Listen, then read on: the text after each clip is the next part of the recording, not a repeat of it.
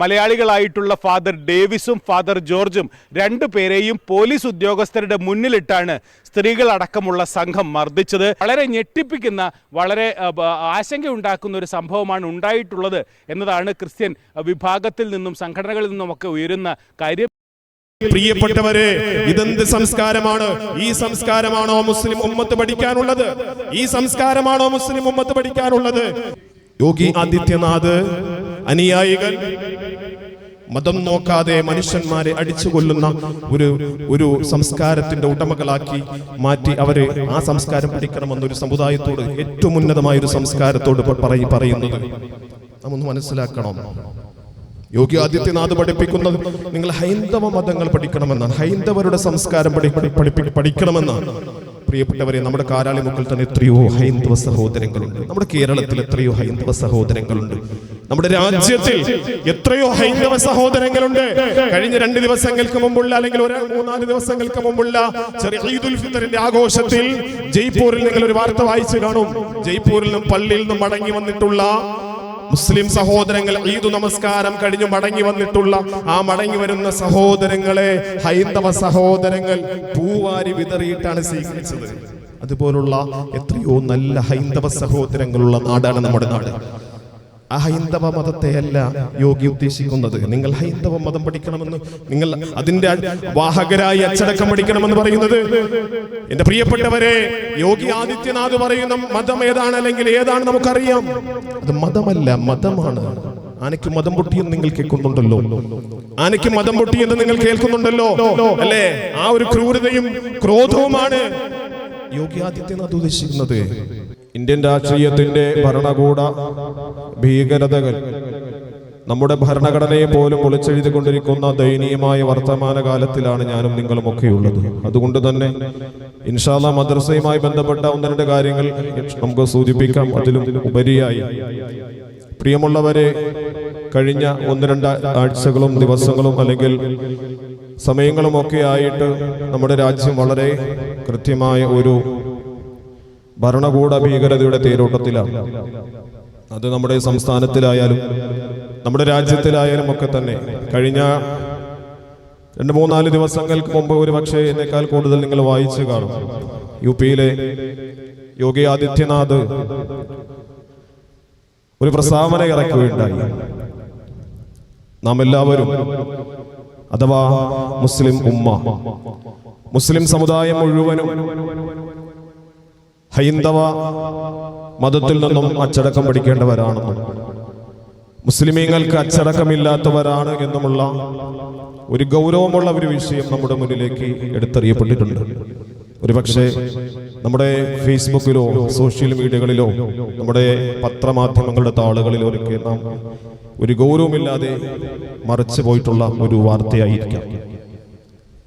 എന്നാൽ അതിന്റെ പിന്നാമ്പുറത്തിൽ കൃത്യമായ ഒരു ലക്ഷ്യത്തോടു കൂടിയാണ് യുപിയിലെ യോഗി ആദിത്യനാഥ് അത് പറഞ്ഞിട്ടുള്ളത്. അത് പറയാൻ വേറെ വലിയ പ്രശ്നമൊന്നും മുസ്ലിം സമുദായം ഉണ്ടാക്കിയിട്ടില്ല. സാധാരണഗതിയിൽ വടക്കേ ഇന്ത്യയിലേക്ക് നമസ്കാരങ്ങൾക്ക്, പ്രത്യേകിച്ച് വെള്ളിയാഴ്ചയുടെ അവസാനത്തെ, റമദാനിലെ അവസാനത്തെ വെള്ളിയാഴ്ചയിലൊക്കെ വളരെ ആൾക്കാർ ജനപങ്കാളിത്തത്തോടുകൂടി തന്നെ വടക്കേ ഇന്ത്യയിൽ പല പള്ളികളിലും, നമ്മുടെ കേരളത്തിൽ എന്ന പോലെ വടക്കേ ഇന്ത്യയിലും പല പള്ളികളിലുമൊക്കെ നമസ്കാരങ്ങളുടെ സഫ് റോഡുകളിലേക്ക് എത്താറുണ്ട്. നമുക്കറിയാം, നമ്മുടെ പള്ളിയിലും ഒരു പക്ഷെ ആള് കൂടുമ്പോൾ നമ്മുടെ മുറ്റത്തും അതുപോലെ നമ്മുടെ ഇന്റർലോക്കിലും ഒക്കെ നമസ്കരിക്കാറുള്ളത് പോലെ വടക്കേ ഇന്ത്യയിലേക്ക് സാധാരണ രീതിയിൽ നമസ്കരിക്കാറുള്ള പതിവ് പോലെ തന്നെ അവരുടെ നമസ്കാരത്തിന്റെ അണികളും നിരകളും റോഡിലേക്ക് എത്തിപ്പെട്ടതിന്റെ പേരിൽ മുസ്ലിമീങ്ങൾ നമസ്കരിക്കുന്നത് റോഡിലാണ്. അവർക്ക് അച്ചടക്കമില്ല. അച്ചടക്കമുള്ള ഒരു സമുദായമായി മാറണമെങ്കിൽ, ജനവിഭാഗമായി മാറണമെങ്കിൽ ഹൈന്ദവരിൽ നിന്നും അച്ചടക്കം പഠിക്കണം എന്നൊരു പ്രസ്താവന ഇറക്കുകയുണ്ടായി. പ്രിയപ്പെട്ട സഹോദരങ്ങളെ, യോഗി ആദിത്യനാഥിനോട് നമുക്ക് ചോദിക്കാനുള്ളത്, പരിശുദ്ധമായ ഇസ്ലാം നമുക്ക് കൃത്യമായ ഒരു അച്ചടക്കത്തിന്റെ പാത നമ്മുടെ മുന്നിലേക്ക് തുറന്നു തന്നിട്ടുണ്ട്. ആ പാത പരിശുദ്ധമായ ഇസ്ലാം, ഈ ലോകത്തുള്ള ഒരു മതവും പഠിപ്പിക്കാത്ത ഒരു സംസ്കാരവും നമ്മുടെ മുന്നിലേക്ക് നൽകപ്പെടാത്ത അതുല്യവും അമൂല്യവുമായ ഒരു സംസ്കാരത്തിന്റെ വാഹകരാണ് ഞാനും നിങ്ങളും അടങ്ങുന്ന മുസ്ലിം സമുദായം. അത് ലോകത്തുള്ള മുഴുവൻ മുസ്ലിം സമുദായവും അങ്ങനെ തന്നെയാണ്, മുസ്ലിമീങ്ങളും അങ്ങനെ തന്നെയാണ്. അല്ലാഹുവിന്റെ ഹബീബായ നബി സല്ലല്ലാഹു അലൈഹി വസല്ലമ തങ്ങൾ പഠിപ്പിച്ചു, അൽ ഈമാനു ബിദ്ഉ വസബഊന ശുഅബ, പരിശുദ്ധമായ ഈമാനിന് 70-ൽ ചില്വാനം ശാഖകളുണ്ട്. 70-ൽ ചില്വാനം ശാഖകളുണ്ട്. ഫഅഫ്ളലുഹാ, ആ 70-ൽ ചില്വാനം ശാഖകളിൽ ഏറ്റവും സമുന്നതമായി നിൽക്കുന്ന ശാഖ എന്ന് പറയുന്നത് അത് ലാ ഇലാഹ ഇല്ലല്ലാഹ് എന്ന കലിമത്തിന്റെ തൗഹീദിന്റെ വചനമാണ്. ആരാധനയ്ക്ക് അർഹൻ അല്ലാഹു അല്ലാതെ മറ്റാരുമില്ലെന്ന് ഞാൻ സാക്ഷ്യം വഹിക്കുന്നു, അല്ലെങ്കിൽ ആ ലാ ഇലാഹ ഇല്ലല്ലാഹ് ആരാധനയ്ക്ക് അർഹൻ മറ്റാരുമില്ല എന്ന പരിപൂർണമായി ഉറച്ച ഈമാൻ. എന്റെ ശ്വാസവും എന്റെ ഉച്ഛ്വാസവും എന്റെ അന്നവും എന്റെ പാനവും എന്റെ ജീവിതത്തിലെ സർവ്വവിധ വിഭവങ്ങളും എന്റെ ജീവനും എന്റെ ജീവിതവും ഒക്കെ നൽകിയത് ആ സിത്താവായ റബ്ബുൽ ആലമീനായ അല്ലാഹുവാണ്. അല്ലാഹുവിനെ അടിയുറച്ചുകൊണ്ടുള്ള ഒരു വിശ്വാസം, അത് ലാ ഇലാഹ ഇല്ലല്ലാഹ്, അത് ഈമാനിന്റെ ഏറ്റവും ടോപ്പിൽ നിൽക്കുന്നതാണ്. റസൂലുള്ളാഹി തങ്ങൾ ഓരോന്ന് വിശദീകരിച്ച അവസാനം റസൂലുള്ളാഹി തങ്ങൾ പറഞ്ഞു, വഅദ്നാഹാ, ആ ഈമാനിന്റെ ശാഖകളിൽ ഏറ്റവും അവസാനം നിൽക്കുന്ന ശാഖ എന്ന് പറയുന്നത് വഴിയിലുള്ള ഒരു തടസ്സത്തെ ഒരു ജനതൽ മുസ്ലിം എന്നല്ല, അത് ഹൈന്ദവനെന്നല്ല, മതമുള്ളവനെന്നല്ല, മതമില്ലാത്തവനെന്നല്ല, ഏതൊരു മനുഷ്യനും മാർഗതടസ്സം സൃഷ്ടിക്കുന്ന കൃത്യമായ ഒരു മാർഗതടസ്സം അവന്റെ റോഡിലോ അവന്റെ വഴിവക്കിലോ ഉണ്ട് എങ്കിൽ അത് കൃത്യമായി നീക്കം ചെയ്യുക എന്നുള്ളത് അതൊരു വിശ്വാസിയുടെ ഈമാനിന്റെ ഭാഗമാണെന്ന് പഠിപ്പിച്ച പരിശുദ്ധമായ ഇസ്ലാമിന്റെ സംസ്കാരം. ആ സംസ്കാരം പഠിച്ചവരാണ് പ്രിയപ്പെട്ട യോഗി ആദിത്യനാഥിനോട് പറയാനുള്ളത്. ഈ മുസ്ലിം ഉമ്മത്ത് എന്ന് പറയുന്നത്, ഈ മുസ്ലിം ഉമ്മത്ത് എന്ന് പറയുന്നത് ഒരു നമസ്കാരം കൊണ്ട് വടക്കേ ഇന്ത്യയിൽ നടക്കുന്ന നമസ്കാരമാകട്ടെ ഒരു വാഹനത്തിനോ ഒരു ജനവിഭാഗത്തിനോ ഒരാൾക്ക് പോലും തടസ്സമില്ലാതെ കൃത്യമായി അനുസരണയോടുകൂടി നമസ്കരിക്കുന്ന നമസ്കാരത്തിന്റെ പേരിൽ ഹൈന്ദവ സഹോദരങ്ങളും ഹൈന്ദവ മതത്തിൽ നിന്നും നിങ്ങൾ അച്ചടക്കം പഠിക്കേണ്ടവരാണ് എന്ന് യോഗി ആദിത്യനാഥിന്റെ ആ പ്രസ്താവനയുണ്ടല്ലോ. ഞാനൊന്ന് ചോദിക്കട്ടെ പ്രിയപ്പെട്ടവരെ, ഇപ്പോ കഴിഞ്ഞ തൊട്ടുടനെയായിട്ട് ഹോളി ആഘോഷം നടന്നു. യുപിയിൽ അടക്കമുള്ള എത്രയോ സംസ്ഥാനങ്ങളിൽ അത് ജാതിയോ മതമോ ഇല്ലാത്ത രീതിയിൽ മനുഷ്യരെ അടിച്ചുകൊല്ലുന്ന ആഘോഷങ്ങളായി മാറുമ്പോൾ ഇപ്പൊ തന്നെ നിങ്ങൾക്കറിയാം, ഒരു ലൈബ്രറിയിൽ പരീക്ഷയ്ക്ക് വേണ്ടി പഠിച്ചുകൊണ്ടിരുന്ന ഒരു ഹൈന്ദവനായ സഹോദരനെയാണ് ഹോളി ആഘോഷത്തിൽ പങ്കെടുക്കാത്തതിന്റെ പേരിൽ യോഗി ആദിത്യനാഥിന്റെ അനുയായികൾ അടിച്ചുകൊന്നതെങ്കിൽ പ്രിയപ്പെട്ടവരെ, ഇതെന്ത് സംസ്കാരമാണ്? ഈ സംസ്കാരമാണോ മുസ്ലിം ഉമ്മത്ത് പഠിക്കാനുള്ളത്? ഈ സംസ്കാരമാണോ മുസ്ലിം ഉമ്മത്ത് പഠിക്കാനുള്ളത്? എന്റെ പ്രിയപ്പെട്ട സഹോദരങ്ങൾ ചോദിച്ചു പോകും, എന്തിനാ ഉസ്താദേ പള്ളിക്കകത്ത് രാഷ്ട്രീയം പറയുന്നത് എന്ന്.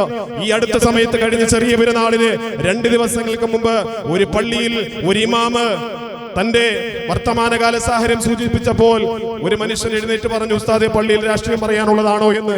അങ്ങനെ ചോദിക്കുന്ന ഒരു കാലഘട്ടമാണ്. ചോദിച്ചാലും പ്രശ്നമല്ല, ചോദിച്ചില്ലെങ്കിലും പ്രശ്നമല്ല.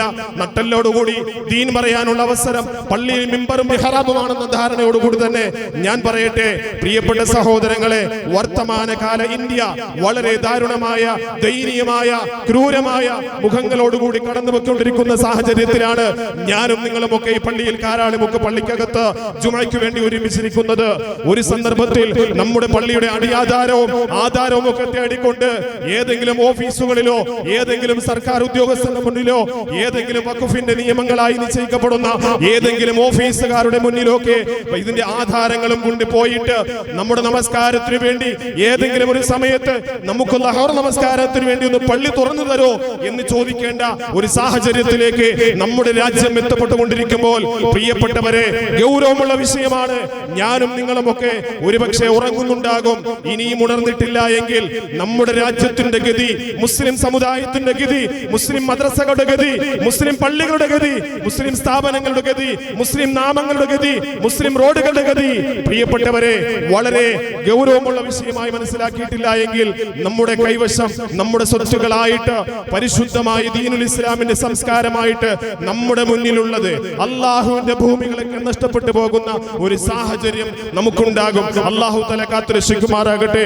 അതുകൊണ്ട് പ്രിയപ്പെട്ടവരെ, പരിശുദ്ധമായ ദീനുൽ ഇസ്ലാം പഠിപ്പിച്ചതുപോലെ ഇമാതത്തുൽ അദാ അനി ത്വരീഖ്, ഏ മുസ്ലിമേ നിന്റെ വഴിയിലൂടെ, നീ കടന്നു പോകുന്ന നിന്റെ വഴിയിലൂടെ, അത് മുസ്ലിമിന്റെ വഴിയാകട്ടെ, മുസ്ലിം നടന്നു പോകുന്ന അല്ലെങ്കിൽ മുസ്ലിം ഭൂരിപക്ഷ പ്രദേശമുള്ള ഒരു റോഡാകട്ടെ, ഒരു വഴിയാകട്ടെ, അല്ലെങ്കിൽ ഹൈന്ദവ സഹോദരങ്ങൾ നടന്നു പോകുന്നവരാകട്ടെ, മതമുള്ളവരാകട്ടെ, മതമില്ലാത്തവരാകട്ടെ, ഏതൊരു ഒരു മനുഷ്യൻ നടന്നു പോകുന്ന വഴിയിലൂടെ ആ മനുഷ്യന് മാർഗദർശനം സൃഷ്ടിക്കുന്ന എന്തെങ്കിലുമൊക്കെ ഉണ്ട് എങ്കിൽ ആ മാർഗദർശനം മാറ്റിയിട്ട് അത് പോകൽ, അത് നിന്റെ ഈമാനിന്റെ ഭാഗമാണെന്ന് പഠിപ്പിക്കപ്പെട്ട ഒരു സംസ്കാരം.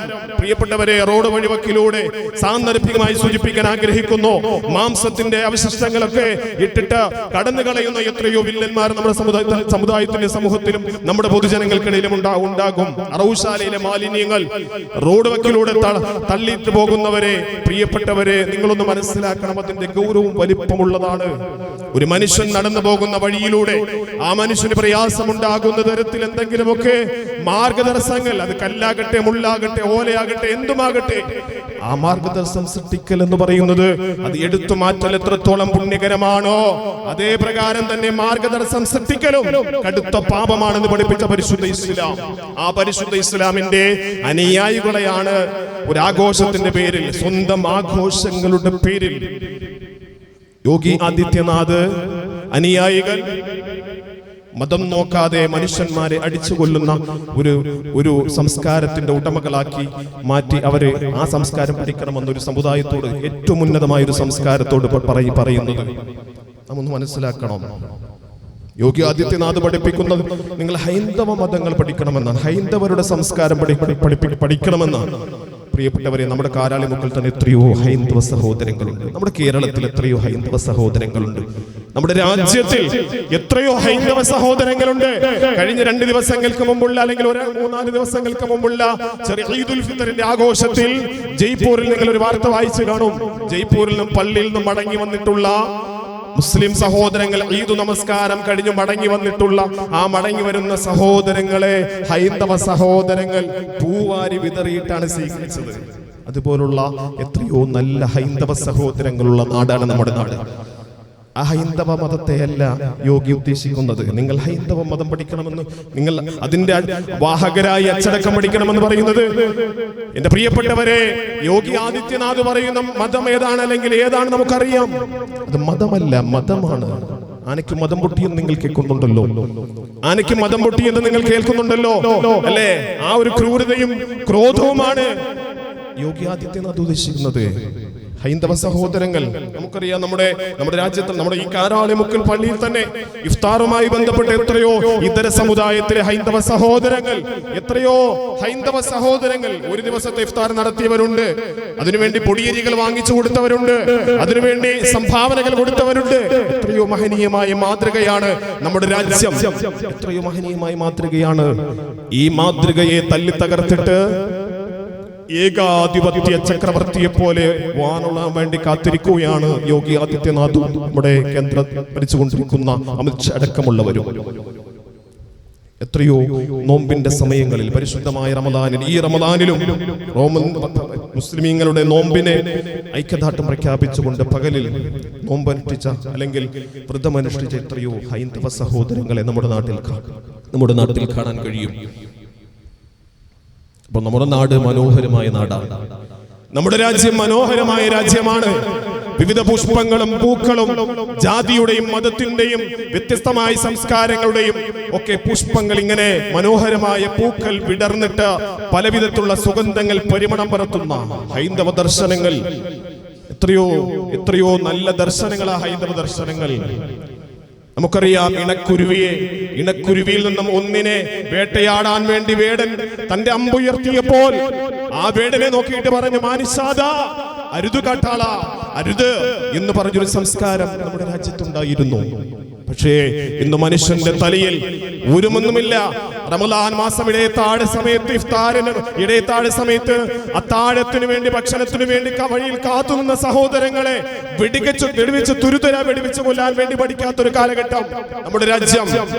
തന്റെ ആഘോഷത്തിൽ, തന്റെ മതത്തിന്റെ ആഘോഷത്തിൽ പങ്കെടുക്കാൻ മടി കാണിച്ചതിന്റെ പേരിൽ സ്വന്തം സമുദായത്തിലെ ഹൈന്ദവ സഹോദരനെ ക്രൂരമായി കൊന്ന രാജ്യം.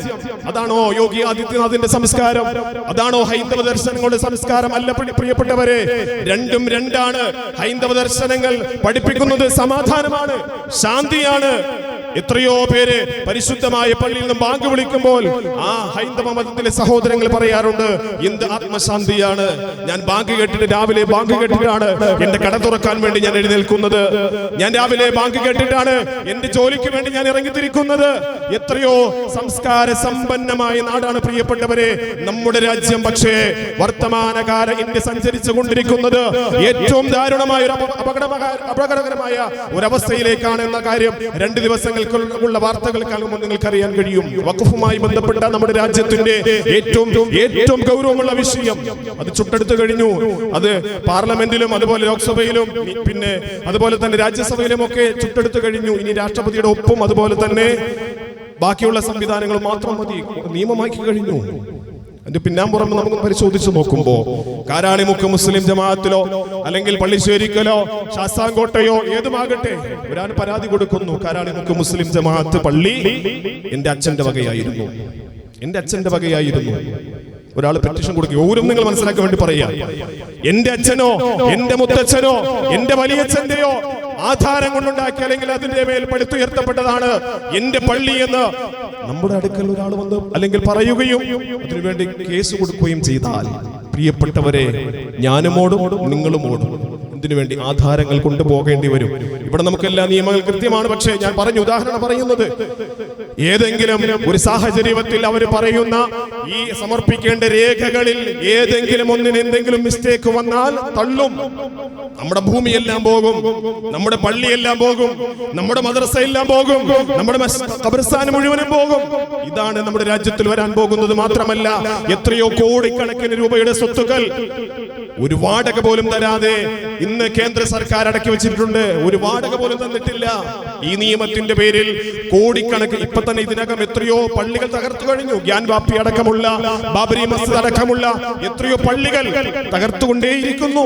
പക്ഷേ നാം ഒന്ന് ചിന്തിക്കുമ്പോൾ അതൊക്കെ കൃത്യമായി കൈയടക്കാനും ഇനിയും എത്രയോ കോടിക്കണക്കിന് രൂപയുടെ സ്വത്തുക്കൾ സ്വന്തം വകയായി കൂട്ടിച്ചേർക്കാനും വേണ്ടി എഴുതി പിടിക്കപ്പെട്ട അല്ലെങ്കിൽ കുതന്ത്രത്തിന്റെ തന്ത്രങ്ങൾ കൊണ്ട് രൂപീകരിക്കപ്പെട്ട ഒന്നാണ് വഖഫ് ഭേദഗതി ബില്ല് എന്ന് പറയുന്നത്. ഞാനും നിങ്ങളും ഇപ്പോഴും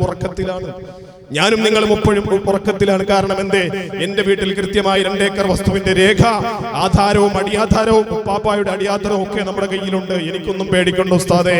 പ്രിയപ്പെട്ടവരെ, നിങ്ങളെ തേടി കടന്നു വരും. ഇപ്പൊ കണ്ടില്ലേ വർത്തമാന കാലഘട്ടത്തില് നമ്മുടെ പുതിയ വാർത്തകൾ വഖഫ് ബില്ലുമായി ബന്ധപ്പെട്ട് നമ്മുടെ ബിഷപ്പുമാരുടെ അഭിപ്രായം ഇപ്പോഴും അടികൊണ്ടിരിക്കുക. ബിഷപ്പുമാര് ഇന്നലെ പല സ്ഥലങ്ങളിലും വടക്കേ ഇന്ത്യയിൽ പല വൈദികന്മാരെയും RSSന്റെ സംഘങ്ങൾ കൃത്യമായി ക്രൂരമായി മർദ്ദിച്ച വാർത്തകൾ ഇന്നും പത്രത്തിലുണ്ട്. എന്നിട്ട് പോലും പാഠം പഠിക്കുന്നില്ല. വഖഫ് ഭേദഗതി ബില്ലുമായി ബന്ധപ്പെട്ട് ചർച്ച വന്നപ്പോ വഖഫ് ബില്ല് പാസ്സാക്കണമെന്ന് ബിഷപ്പുമാര് കൃത്യമായ അഭിപ്രായം പറഞ്ഞു എങ്കിൽ പ്രിയപ്പെട്ടവരെ, അവർക്ക് ഇനിയും അവർ പാഠം പഠിച്ചിട്ടില്ല. വേട്ടക്കാരോടൊപ്പം ചേർന്നിട്ട് ഇരകളെ പിടിക്കാനുള്ള വലകൾ വിരിച്ചു കൊടുക്കുന്ന പണികൾ ആ ബിഷപ്പുമാർ ഇപ്പോഴും ചെയ്തുകൊണ്ടിരിക്കുന്നു. കാലം തെളിയിക്കും അവരുടെ കൂട്ടുകെട്ടിന്റെ ഫലം. ആ കൂട്ടുകെട്ടിന്റെ ഫലം കാലം തെളിയിക്കും. ഇത്രയും അവർക്ക് കിട്ടിയിട്ടും പോലെ പ്രിയപ്പെട്ടവരെ. അതുകൊണ്ട് വർത്തമാനകാല ഇന്ത്യ വളരെ ഗൗരവമുള്ള വിഷയത്തിലാണ് മുന്നോട്ട് പോയിക്കൊണ്ടിരിക്കുന്നത്. നമ്മുടെ രാജ്യം സമാധാന അന്തരീക്ഷത്തിലൂടെ കടന്നു പോകണം. ഭരണഘടന അനുസരിച്ചുള്ള ഓരോ ജാതിക്കും ഓരോ മതത്തിനും വ്യത്യസ്ത സംസ്കാരങ്ങൾക്കും നമ്മുടെ ഭരണഘടന കൃത്യമായ അവകാശങ്ങൾ നമുക്ക് നൽകിയിട്ടുണ്ട്. ആ അവകാശങ്ങൾ കൃത്യമായി ഓരോ ജാതി വിഭാഗത്തിനും കൃത്യമായി കിട്ടുന്നത് വരെ നമ്മുടെ രാജ്യം പരിപൂർണമായി സ്വന്തമായിട്ടില്ല. അത് കൃത്യമായി നമുക്ക് നേടാൻ കഴിയുമ്പോഴാണ് നമ്മുടെ രാജ്യം നമുക്ക് സ്വന്തമാക്കാൻ കഴിയുന്നത്. അംബേദ്കർ പറഞ്ഞതുപോലെ നല്ലൊരു ഭരണഘടനയാണ് നമ്മുടെ രാജ്യത്തിനുള്ളത്.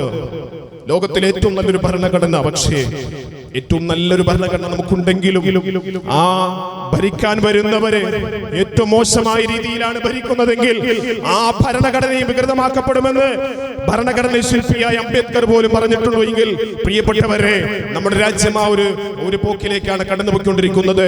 അതുകൊണ്ട് നമ്മുടെ രാജ്യം സ്നേഹത്തോടുകൂടി സൗഹാർദ്ദത്തോടുകൂടി ഹിന്ദുവും മുസൽമാനും ക്രൈസ്തവനും മതമുള്ളവനും മതമില്ലാത്തവനും ജാതിയുള്ളവനും ജാതിയില്ലാത്തവനും നമസ്കാര തഴമുള്ള മുസൽമാനും ക്രിസ്തു അതുപോലെ കുരിശുമാല ഇട്ട ക്രൈസ്തവനും അതുപോലെ തന്നെ ചന്ദനക്കുറിയിട്ട ഹൈന്ദവ സഹോദരനും തോള് ചേർന്നിട്ട് പരിപൂർണമായി സന്തോഷത്തോടുകൂടി അവരുടെ ആരാധനകൾ വിശുദ്ധമായി ഇസ്ലാം പഠിപ്പിച്ചതുപോലെ എന്താ വിശുദ്ധ ഇസ്ലാമിന്റെ ഒരു സംസ്കാരമുണ്ട്. വിശുദ്ധ ഇസ്ലാം പഠിപ്പിച്ചു വലാ തസ്ബുല്ലദീന യദ്ഊന മിൻ ദൂനില്ലാഹ്. നിങ്ങൾ പരിശുദ്ധ ഇസ്ലാം പഠിപ്പിച്ച ഒരു സംസ്കാരം, അതാണ് മോഡി പഠിക്കേണ്ട സംസ്കാരം. മോഡി ഹിന്ദുക്കളെ കണ്ട് പഠിക്കണമെന്ന് നമ്മോട് പറഞ്ഞല്ലോ. വിശുദ്ധ ഇസ്ലാം പഠിപ്പിച്ച ഒരു സംസ്കാരമുണ്ട്. വലാ തസ്ബുല്ലദീന യദ്ഊന മിൻ ദൂനില്ലാഹ് ഫയസുബ്ബുല്ലാഹ അദുവൻ ബിഗൈരി ഇൽമ. വിശുദ്ധ ഖുർആൻ പഠിപ്പിച്ചു നിങ്ങൾ പരിപൂർണമായി 100% അല്ലെങ്കിൽ നിങ്ങൾ പത്തരമാറ്റിന്റെ പവിത്രതയുള്ള ക്വാളിറ്റിയുള്ള നിങ്ങളൊരു മുസ്ലിം ആകണം. എന്ന് പറഞ്ഞാൽ എന്താ? എന്നെ സൃഷ്ടിച്ചത് അല്ലാഹുവാണ്, എനിക്ക് ജീവനും ജീവിതവും നൽകിയത് അല്ലാഹുവാണ്, എനിക്ക് മരണം നൽകുന്നത് അല്ലാഹുവാണ്, എന്റെ ജീവിതത്തിന്റെ സകലമാന കാര്യങ്ങളും അല്ലാഹുവാണ് എനിക്ക് നൽകുന്നത്. എന്റെ സൃഷ്ടാവ് റബ്ബുൽ ആലമീനായ അല്ലാഹുവാണ് എന്ന ഉറച്ച വിശ്വാസം എനിക്കുണ്ട്. അതാ ഒരു വിശ്വാസി എന്ന് പറയുന്നത്. ആ വിശ്വാസി ശിർക്കിന്റെ പാതയിലേക്ക് പോകാൻ പാടില്ല, ഒരു ശിർക്കിന്റെ പാതയിലേക്ക് കടന്നു പോകാൻ പാടില്ല. അത്രയ്ക്ക് കൃത്യമായി ശിർക്ക് എന്ന് പറയുന്നത് അല്ലാഹു പൊറുക്കപ്പെടാത്ത പാപമാണ്, അല്ലാഹു പൊറുക്കപ്പെടാത്ത പാപമാണ്. എന്നിരിക്കെ തന്നെ വിശുദ്ധമായ ഖുർആൻ നമ്മോട് പഠിപ്പിച്ചത് വലാ തസ്ബുല്ലദീന യദ്ഊന മിൻ ദൂനില്ലാഹ്. അല്ലാഹുവിനെ കൂടാതെ വിളിച്ചു പ്രാർത്ഥിക്കുന്ന മറ്റ് ഇതര വിശ്വാസികളുടെ ദൈവങ്ങളുണ്ട്, പല പേരുകളിൽ അവർ വിളിക്കപ്പെടുന്നുണ്ട്. ആ വിശ്വാസി സമൂഹത്തിന്റെ ഇതര സമുദായത്തിന്റെ ദൈവങ്ങളെ നിങ്ങൾ ചീത്ത വിളിക്കരുതേ. വിശുദ്ധ ഖുർആന്റെ ആഹ്വാനം. ചീത്ത വിളിക്കുന്നവൻ മുസ്ലിം അല്ല എന്നർത്ഥം, ചീത്ത വിളിക്കുന്നവൻ മുസ്ലിം അല്ല എന്നർത്ഥം. വിശുദ്ധ ഖുർആൻ പച്ചയായി നമ്മോട് പറഞ്ഞു, നിങ്ങൾ ഹൈന്ദവ സഹോദരന്റെയോ ക്രൈസ്തവ സഹോദരന്റെയോ മതമുള്ളവരെ മറ്റേതെങ്കിലും സംസ്കാരത്തിന്റെയോ ഒക്കെ ദൈവങ്ങളെ നിങ്ങൾ വിളിക്കരുതേ. നിങ്ങൾ 5 നേരം നമസ്കരിക്കുന്ന മനുഷ്യനാകാം, നോമ്പനുഷ്ഠിക്കുന്ന മനുഷ്യനാകാം, സക്കാത്ത് കൊടുക്കുന്ന മനുഷ്യനാകാം. പക്ഷേ നിങ്ങൾ പരിപൂർണമായ ഒരു വിശ്വാസിയായി നിങ്ങൾ മാറണമെങ്കിൽ നിങ്ങളുടെ അല്ലാഹുവിനെ നിങ്ങൾ കൃത്യമായി ഇബാദത്ത് ചെയ്യുകയും അതോടൊപ്പം മറ്റുള്ളവരെ ആരാധിക്കുകയല്ല ആദരിക്കുകയും ചെയ്യണം. മറ്റുള്ളവരെ ആരാധിക്കുകയല്ല, ആദരിക്കണം. നിങ്ങൾ ആ സമൂഹത്തിനോട് നിങ്ങൾ ബഹുമാനം കാണിക്കണം. ആ ദൈവങ്ങളെ നിങ്ങൾ ചീത്ത വിളിക്കാൻ പാടില്ല. പ്രിയപ്പെട്ട യോഗി ആദിത്യനാഥിനോട് പറയാനുള്ളത്, ഈ സംസ്കാരമാണ് വിശുദ്ധ ഇസ്ലാമിന്റെ സംസ്കാരം, ഈ സംസ്കാരമാണ് നിങ്ങൾ പഠിക്കേണ്ടത് എന്ന് എനിക്ക് പറയാനുള്ളത്. കാരണം എന്തേ? വിശുദ്ധ ഖുർആൻ നമ്മോട് പഠിപ്പിച്ചത് അങ്ങനെയാണ്. കാരണം എന്തേ? നാം അല്ലാഹുവിനെ കൂടാതെ മറ്റ് അവരുടെ ഇതര വിശ്വാസികളുടെ ആരാധന മൂർത്തികളെയോ ദൈവങ്ങളെയോ നാം ചീത്ത വിളിച്ചു കഴിഞ്ഞാൽ അറിവില്ലാത്തതിന്റെ പേരിൽ നമ്മുടെ സത്താവായ അല്ലാഹുവിനെ അവർ ചീത്ത വിളിക്കും, അസഭ്യം പറയും, മോശമായ വാക്കു പറയും. അതുകൊണ്ട് അതിന് കാരണക്കാർ നാം ആകരുത്. വിശുദ്ധ ഖുർആൻ നമ്മോട് പഠിപ്പിച്ചു. അല്ലാഹു തആല തരത്തിൽ നമ്മെ നന്മയുടെ വക്താക്കളായി അല്ലാഹു സ്വീകരിക്കുമാറാകട്ടെ. സഹോദരവും സ്നേഹവും കളിയാടുന്ന രാജ്യത്തിന്റെ മനോഹരമായ ഒരു സ്വാതന്ത്ര്യം അല്ലാഹു തആല നമുക്ക് നൽകി അനുഗ്രഹിക്കുമാറാകട്ടെ.